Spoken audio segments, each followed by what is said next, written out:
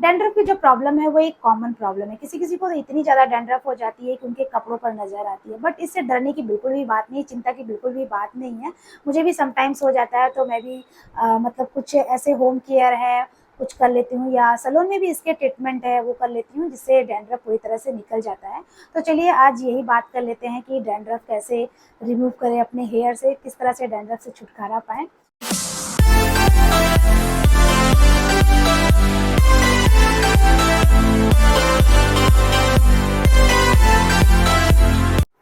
Hello friends, जय श्री राम। मैं चित्रा मेरे यूट्यूब चैनल R0770 पर आप लोग का स्वागत करती हूँ। फ्रेंड्स, सबसे पहले आप लोगों से एक छोटी सी रिक्वेस्ट, अगर मेरे चैनल को सब्सक्राइब नहीं किया है तो कर लीजिए एंड बेल बटन को हिट कर लीजिए आने वाले और वीडियोस के लिए।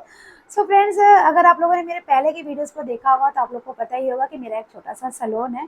तो सैलून में क्लाइंट आते हैं, क्लाइंट्स का बहुत तरह-तरह के क्वेश्चन होते हैं, तरह-तरह के उनके प्रॉब्लम होते हैं। तो उनमें से एक प्रॉब्लम ये भी होता है डैंड्रफ का प्रॉब्लम। तो क्लाइंट मुझसे पूछते हैं कि मैम कोई ट्रीटमेंट या होम केयर आपके पास है, ऐसा कुछ आप जानते हैं मुझे बताइए जिससे डैंड्रफ की प्रॉब्लम सॉल्व हो जाए। तो क्लाइंट को तो सबसे पहले मैं जो सैलून का ट्रीटमेंट होता है डैंड्रफ का वो सजेस्ट करती हूँ, शैम्पू वगैरह ये सब सजेस्ट करती हूँ। बट अगर आप सैलून का ट्रीटमेंट लेते हैं, डैंड्रफ ट्रीटमेंट या कोई भी ट्रीटमेंट आप लेते हैं तो आपको मंथ में 2 टाइम्स तो आना ही पड़ेगा और 3 टू 4 सिटिंग लेनी ही पड़ेगी आपको। कोई भी ट्रीटमेंट आप करा रहे हैं डैंड्रफ के ट्रीटमेंट की तो कम से कम 3 टू 4 सिटिंग लेनी ही पड़ती है। तो क्लाइंट का ये कहना होता है कि मैम इतना ज़्यादा सैलून आना थोड़ा पॉसिबल नहीं हो पाता है कि इतने जल्दी-जल्दी सैलून आए। सही बात है, सबके लिए सैलून इतना ज़्यादा विज़िट करना पॉसिबल नहीं हो पाता है। तो वो पूछते हैं कि आप कुछ होम केयर अगर जानती हैं तो वो बता दीजिए। तो भाई मैं अपने क्लाइंट को जो भी मुझे जिस चीज़ की जानकारी होती है मैं क्लाइंट को सजेस्ट कर देती हूँ। तो मैंने सोचा चलो आप लोग के साथ भी शेयर कर लेती हूँ, आपको भी बता देती हूँ कि डैंड्रफ की जो प्रॉब्लम है वो कैसे सॉल्व कर सकते हैं हम लोग घर में। तो चलिए स्टार्ट करते हैं।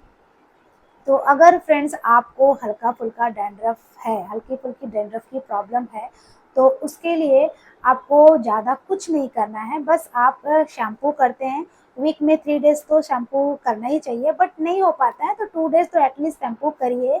एंड शैम्पू जब भी आप करते हैं, तो आप अपने शैम्पू में थोड़ा-सा विनेगर ऐड कर लीजिए। अगर विनेगर नहीं है, तो आप लेमन ऐड कर लीजिए, लेमन जूस ऐड करके अच्छे से मिक्स करके आप अपने पूरे स्कैल्प पे अच्छे से अप्लाई करिए, मसाज करिए एंड उसके बाद आप उसको छोड़ दीजिए 3 टू 4 मिनट के लिए।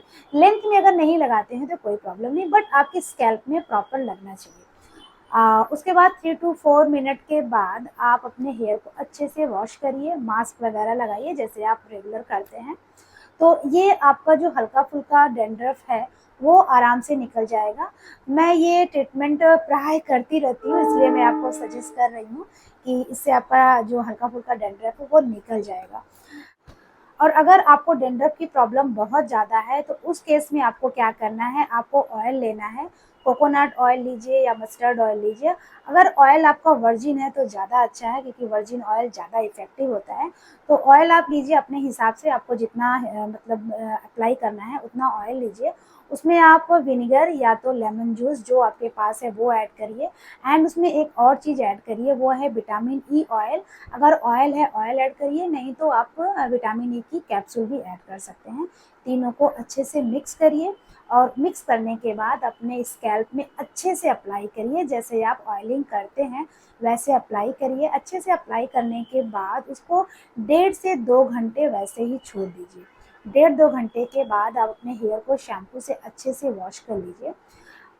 ये जो सॉल्यूशन मैं आपको बता रही हूँ ना डैंड्रफ की, ये आपको कम से कम वीक में 1 डे तो करना ही है। अगर 2 डे कर पा रहे हैं तो बहुत अच्छी बात है, बट नहीं होगा तो आपको वीक में 1 डे करिए एंड आपको कम से कम 4 टू 5 टाइम तो इसकी रिपीटेशन करनी है। तो आप इस तरह से करिए, आपका डैंड्रफ का प्रॉब्लम 90% सॉल्व हो जाएगा। सो फ्रेंड्स, बहुत सारे क्लाइंट का ये भी क्वेश्चन होता है कि डैंड्रफ होता क्यों है?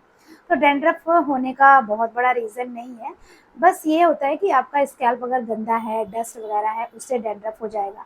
और अगर आपने अपने हेयर में ऑयलिंग की है 3-4 दिन हो गया आपने वॉश नहीं किया, उससे भी होगा।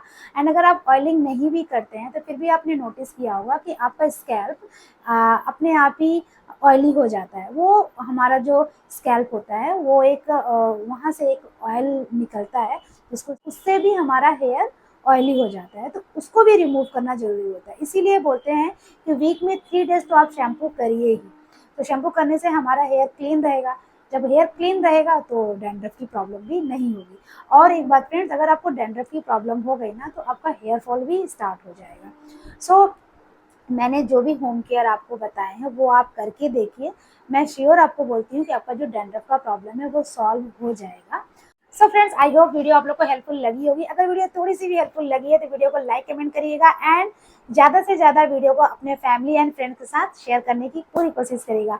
और फ्रेंड्स, अगर आप लोगों को कुछ भी पूछना है hair related, makeup related and skin related, तो आप मुझे कमेंट बॉक्स में पूछ सकते हैं। मैं पूरी कोशिश करूंगी आपके क्वेश्चंस का आंसर देने का। सो फ्रेंड्स, मिलती हूँ नेक्स्ट एक और वीडियो के साथ। तब तक के लिए जय श्री राम, बाय बाय।